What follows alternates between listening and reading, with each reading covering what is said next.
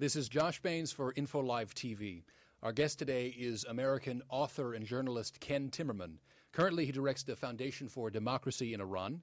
His work in exposing the Islamic Republic of Iran's nuclear weapons program has earned him a nomination for the 2006 Nobel Peace Prize. What do you think of the new Israeli government and how it's dealing with terror? Well, I think it's a bit early to judge the government per se, and that's really up to Israelis to judge and not me as an American. But certainly in the war on terror, we in the United States have a lot of things to learn from Israel. It's been extremely effective over the past 5 years to be killing terrorists. That's an important thing to do. We are learning to do this in Iraq. We've done this recently with Zarqawi. And the taking out of terrorist leaders can help to cripple terrorist cells is a very important thing to do. Second of all, I think coming back to Jerusalem after an absence of 2 years, I'm absolutely stunned by the calm here and the fact that you can sit outside as you couldn't before. The fence is a good thing.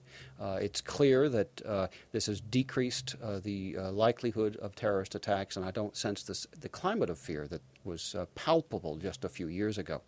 Israel's government last week provided American-made weapons, including hundreds of M16 assault rifles, to Fatah in Gaza in the hope of moderating Hamas. What effect do you think this will have on the ground? Well, first of all, terrorists are not going to kill a lot of people with M16 rifles. They're going to kill more eventually with Qassam rockets or with Fajr 5 rockets coming from Hezbollah. I'm worried about bigger weapons. I'm worried about suicide attacks.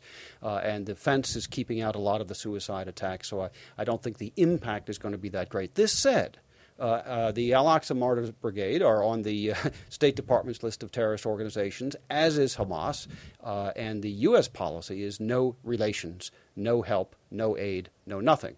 Giving weapons to them seems to me insane. Your new book on Iran is called Countdown to Crisis. What do you think is the likelihood of armed conflict? Well, the last thing the United States wants to see, and I think this is true of Israel as well, is an armed conflict with Iran. The Iranians believe that they have lots of assets. They have a naval capability in the Persian Gulf, which they also believe is capable of closing the Strait of Hormuz.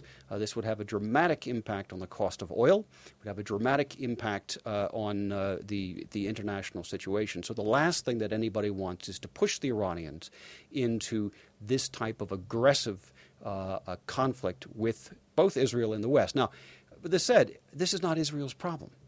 This is the world's problem. The Islamic Republic of Iran, armed with nuclear weapons, is the world's problem. Israel did not create it. Israel is not the ultimate target. I think the ultimate target is the United States. The ultimate target is the Western system of government. Secular Islam is a target as well. And the Iranians believe that they offer an alternative way for the Muslim world. They believe that they are in an ideological conflict with the Muslim world and with the West. And so we need to take what they say seriously.